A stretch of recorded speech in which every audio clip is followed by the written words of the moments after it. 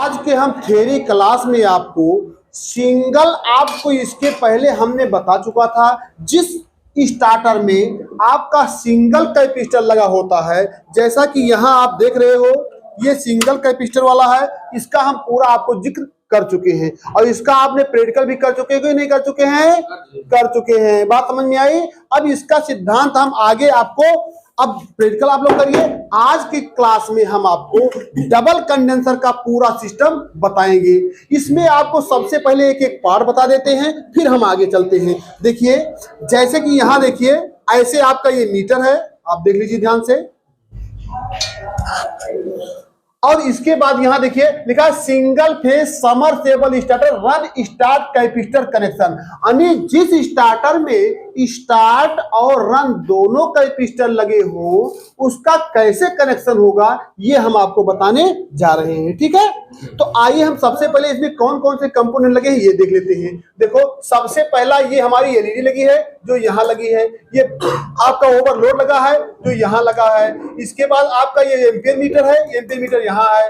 ये volt meter है, ये वोल्ट मीटर यहाँ है। इसके बाद ये पुश स्विच है, पुश स्विच आपका यहाँ है। इसके बाद हमारी स्टार्ट बटन है, यहाँ स्टार्ट बटन है। स्टॉप बटन है, ये आपकी स्टॉप बटन है। इसके बाद आपको अंदर की बात है, ये दोनों कंडेंसर एक कॉन्टेक्टर अंदर लगे हैं, तो इसको भी हम आपको दिखा रहे हैं। देखिए, आप देख लीजिए, ये दोनों कंडेंसर आपके यहाँ लगे हैं और ये जो स्टार्टर कॉन्टेक्टर है ये यहाँ लगा है आपका।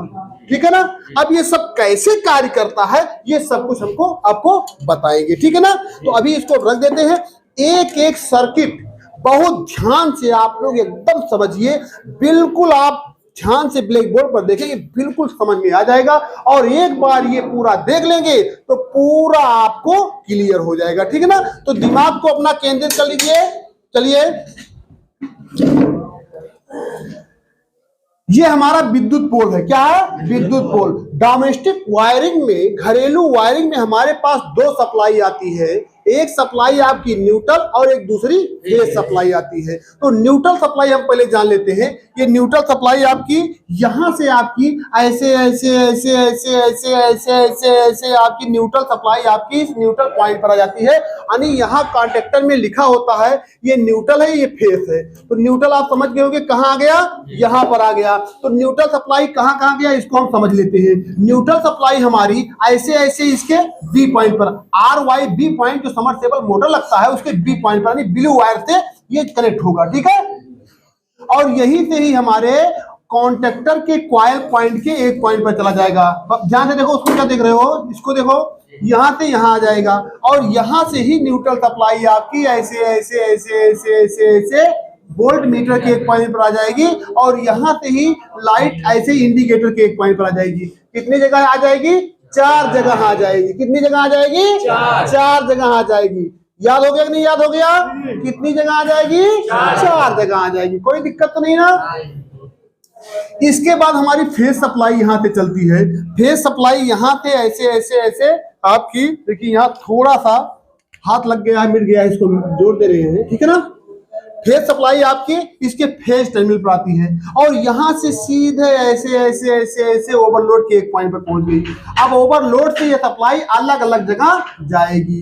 तो एक सप्लाई हमारी यहां से निकल करके, देखिए यहां से निकल करके ऐसे ऐसे इंडिकेटर पर चली गई, तो इंडिकेटर हमारा जल गया। ठीक है, इंडिकेटर हमारा जल गया। खोल दो दरवाजा।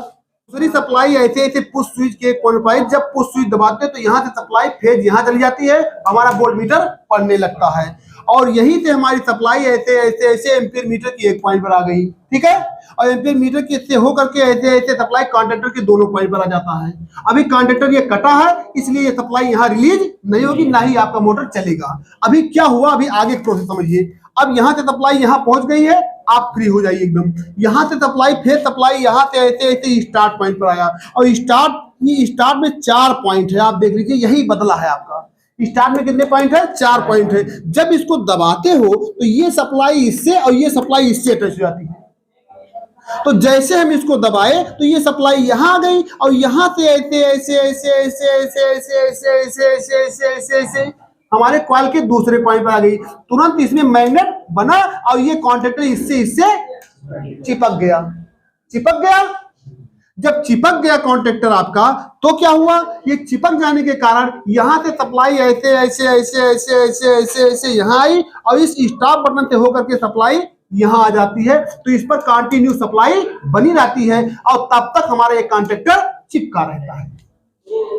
ठीक, कोई दिक्कत, एक कॉन्ट्रैक्टर चिपका रहता है। लेकिन अब ये बात है कि एक काम और क्या होता है, जब स्टार्ट बटन दबाते हैं तो ये सप्लाई इस पे आती नहीं आती है और ये सप्लाई ऐसे ऐसे ऐसे ऐसे हमारे स्टार्ट कंडेंसर के एक पॉइंट पर आती है। यही चीज समझना है आपको, स्टार्ट कंडेंसर के एक पॉइंट पर आती है। जब तक इस बटन को दबाए रखेंगे तब तक स्टार्ट कंडेंसर से होकर सप्लाई ऐसे ऐसे ऐसे इसकी स्टार्टिंग पॉइंट पर जाता रहेगा और जो रनिंग से सप्लाई आई है वो भी इधर से दोनों होकर के जा रहा है। यानी इस समय जब स्टार्ट बटन आपकी प्रेस किए रखेंगे तब तक हमारा रन और स्टार्ट कैपेसिटर दोनों कार्य करेगा।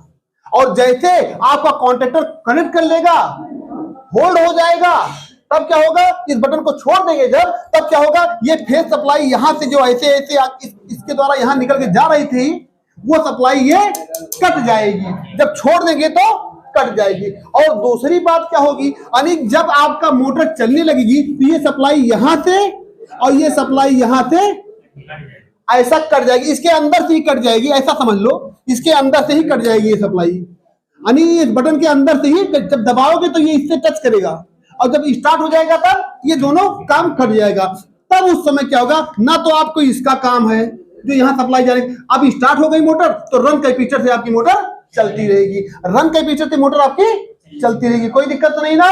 और उसके बाद और दूसरी सप्लाई जब ये कॉन्ट्रैक्टर जुड़ जाता है तो यहाँ से फिर सप्लाई ऐसे ऐसे ऐसे ऐसे ऐसे यहाँ आती है, यहाँ से स्टॉप बटन से होकर के इस कॉइल में जाती रहेगी। ठीक है, क्लियर हो गया, क्लियर हो गया, तो आपकी ये मोटर चलती रहेगी, कोई दिक्कत नहीं है। और दूसरी बात क्या है यहाँ से तो जिस समय ये सप्लाई आती है वही समय फेज सप्लाई ऐसे ऐसे ऐसे आपके रन कैपेसिटर में आती है और रन कैपेसिटर में से हो करके ऐसे ऐसे स्टार्टिंग वाइंडिंग पर सप्लाई जाती रहती है। थोड़ी सप्लाई इससे जाती है, इससे ज्यादा सप्लाई जाती है। ठीक है, स्टार्ट करने के लिए अधिक सप्लाई की आवश्यकता होती है तो स्टार्ट करने से स्टार्ट हो जाता है मोटर और रन पर मोटर चलती रहती है। यानी इसको हम परमानेंट कैपेसिटर कहते हैं और इसको स्टार्ट कैपेसिटर कहते हैं। ठीक है, ये जब मोटर बंद हो जाएगी फिर स्टार्ट करने के लिए प्रयोग में लगेगी। ये बात समझ में आ गई कि नहीं आ गई है? बस इतनी सी बात है और कोई इसमें ज्यादा कुछ सिद्धांत नहीं, बाकी पहले जैसे ही पूरी सर्किट काम कर रही है। अब यहां आप समझ लेते हैं, अब हमारा न्यूट्रल सप्लाई बी पॉइंट पर पहले पहुंचा था, ये कॉन्ट्रैक्टर ऑन होने के कारण यहाँ फेज आ गया और जब फेज आ गया तो यहाँ से ऐसे ऐसे ऐसे ऐसे आपकी कंडेंसर से होकर के यहाँ से ऐसे ऐसे न्यूट्रल आ गई, हमारे कंडेंसर की मोटर में पूरी सप्लाई जाने लगी और जिससे हमारा मोटर रन करने लगा। ये बात आपको समझ में आ गई, बस इतना ही कुछ होता है। इसके आगे इसमें इस प्रकार देख करके इसका वायरिंग चार्ट से आप कनेक्शन कर सकते हैं। Thank you.